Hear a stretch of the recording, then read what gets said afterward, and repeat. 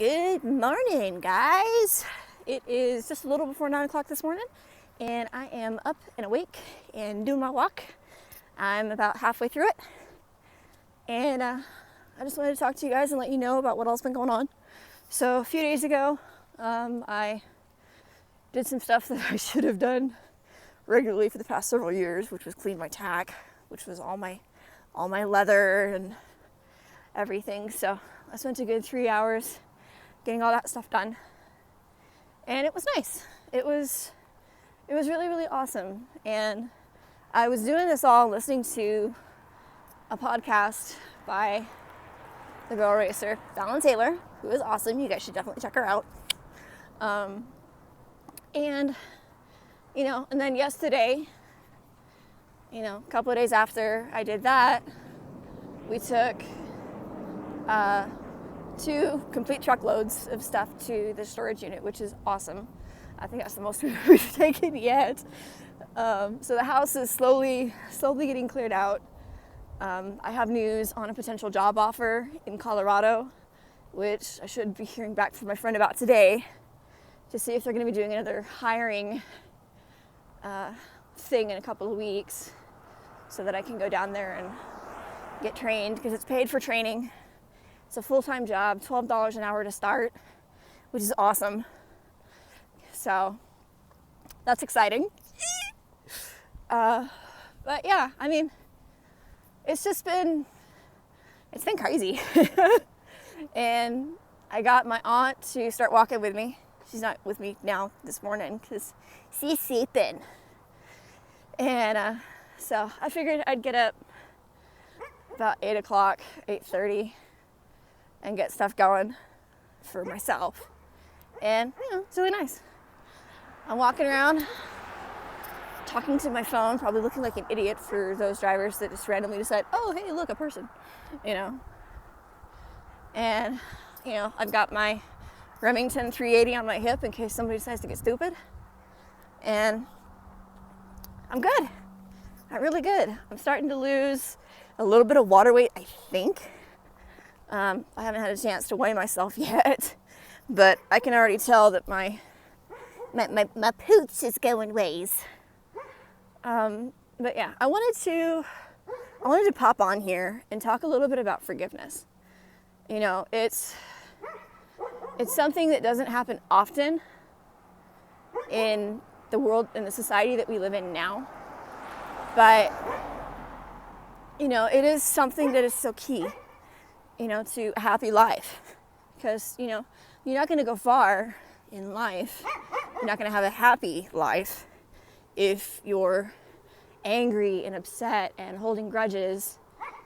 And, it's just not cool, boo-boo. It just ain't cool. So, I had a friend, I guess about a year ago, who a few months into the new year decided, I can't do this, we need to part ways. And I was like, okay, I respect your decision. And it sucked, I'm not gonna lie. And I've told him as much. But, they say that friendship breakups are almost as bad as relationship breakups, which I've had plenty of the former and none of the latter, because I've been fortunate enough to, the only serious relationship that I have had, I've been married to the guy for 10 years. So I'm golden. But, it's one of those things, this person sent me messages yesterday, and I didn't think anything of it until this person used something that they use a lot to sign off their posts. And it's just like, I have an idea who this is. And so it's like, I proceeded with caution because, I don't want to get hurt again. And, excuse me. And so, so I let it go on. And they asked, because I mentioned something about, if somebody had hurt me in the past that, was willing to give it a second chance, past is in the past. You know, hurts can either remind us of the pain, or they can remind us of how strong we are and of how much we have overcome. You know, so that's like, I have scars all on my body, and from just stupid stuff when I was a kid. You know, I have a scar around my ankle from when a childhood girlfriend and I were messing with my brother's pit bull black lab mix, Callie. Absolute adorable dog, but he was just special. Just special in the head. And we had one of those extendable leashes. That's the thick nylon. And I told her to let it go because I wanted to see how long it was. And she let it go. Like, let it go, let it go.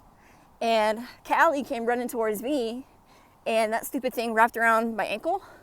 Gave me a really, really deep burn. It like indented my skin about like that far. It wasn't great. So I have a nice little faint scar around my ankle. But, you know, that's a lesson to me. You know, I have a scar on my hand from the stupid eraser challenge when you were in school.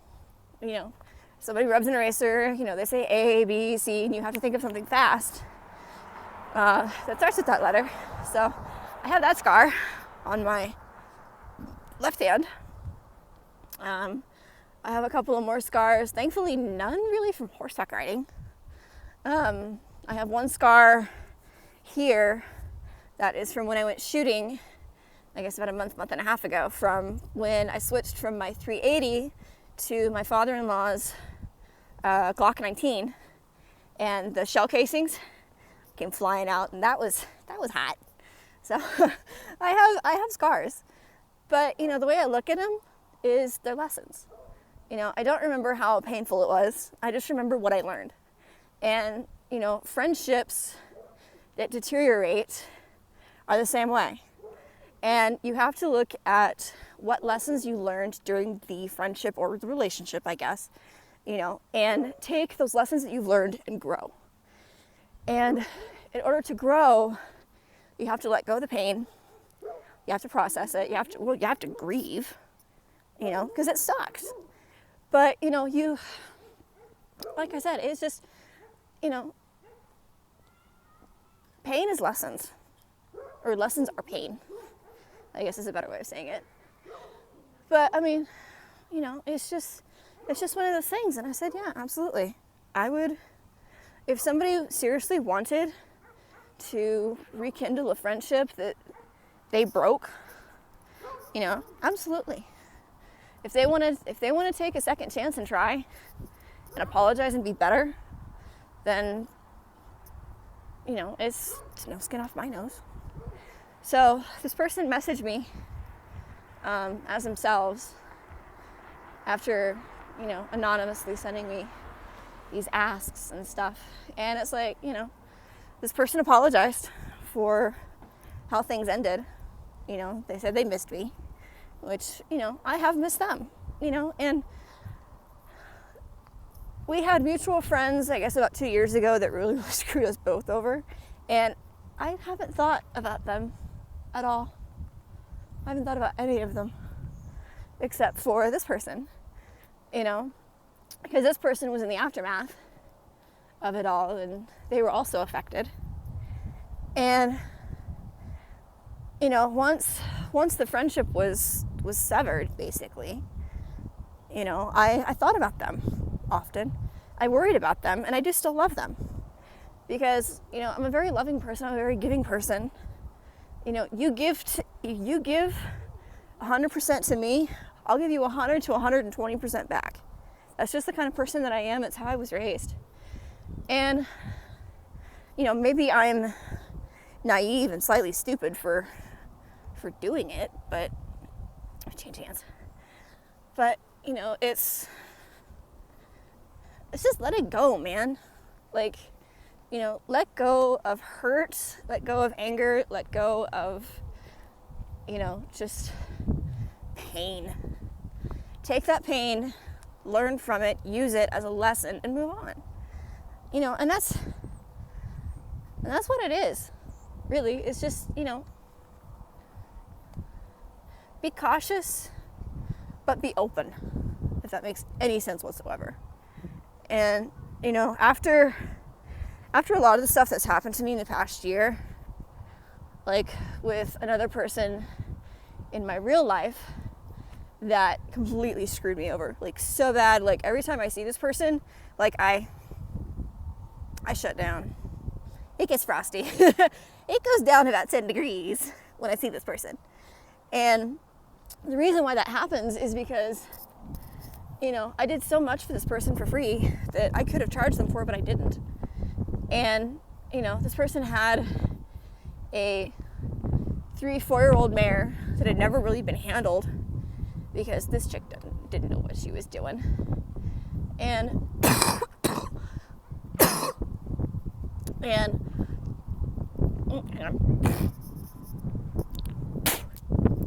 gotta love these fires, making the air quality crap. But you know, I mean, she had a 4-year-old mare that had never been handled past kind of sort of getting the halter on. So anything that she knows now, she knows because I taught her.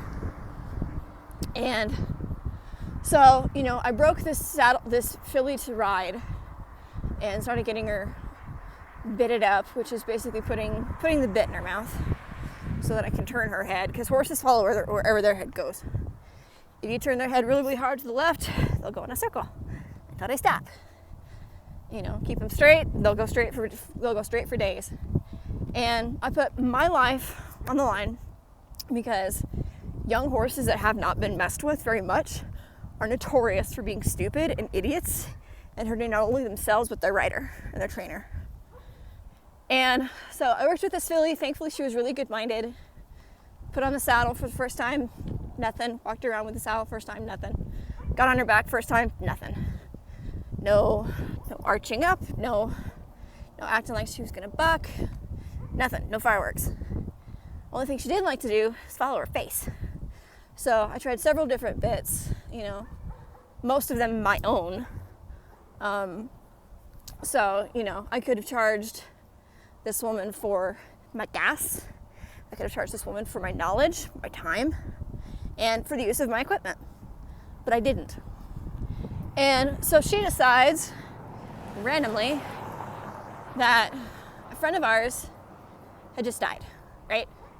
And I had been friends with this person for longer than What's-Her-Face had.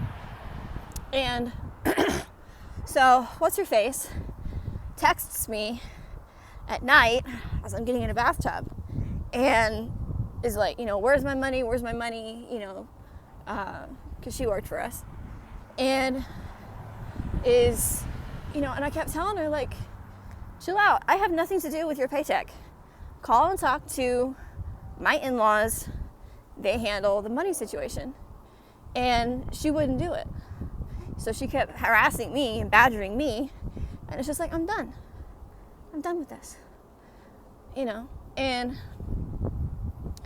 then she decides to pull the lowest of the low and bring our dead friend into it, saying stuff like, oh, she never really liked you, she was just afraid that you were going to do something bad to her if she told you she didn't like you or she didn't feel comfortable with you. That's why she canceled your trip to England with her, and this, that, and the other. And it's just like, really, bitch. And it was just, I ended up finally having to block her number because she just kept harassing me when I was working. And I had just gotten this job that I have since not quit because I was thinking that we were moving before we did. But it was horrible. And then seeing her around town is one of the reasons why I want to leave, because this entire town is full of hypocrites, busybodies, and two-facers. I don't know if that's the right word, but it's what I'm saying. So, you know, yeah, I'm excited to get out of here. I've been wanting to get out of here for years. I've never been happy here. But I mean, you know, it's gotten to the point now where I'm having to look inwardly and just try to let go of my resentment for this person that completely screwed me over. Like, I was questioning myself as a friend, and I was basically questioning my entire self. So I've shut off a little bit, and I've gotten a little bit tougher skin, and just a little bit tougher in general, saying, you know what you see is what you get. You don't like it, there's the door. You know, and it's like, you know, if you're going to attack me, I'm going to come back at you. Now, you know, both barrels. I'm not going to be nice. I'm going to be blunt, and I'm going to tell you to you straight. So, but anyway, so that's my rant for the day, and I'm going to see if I can't wrap this up, get it posted later today for those of you who are interested. So, but yeah, like I said, follow Fallon Taylor on the podcasts.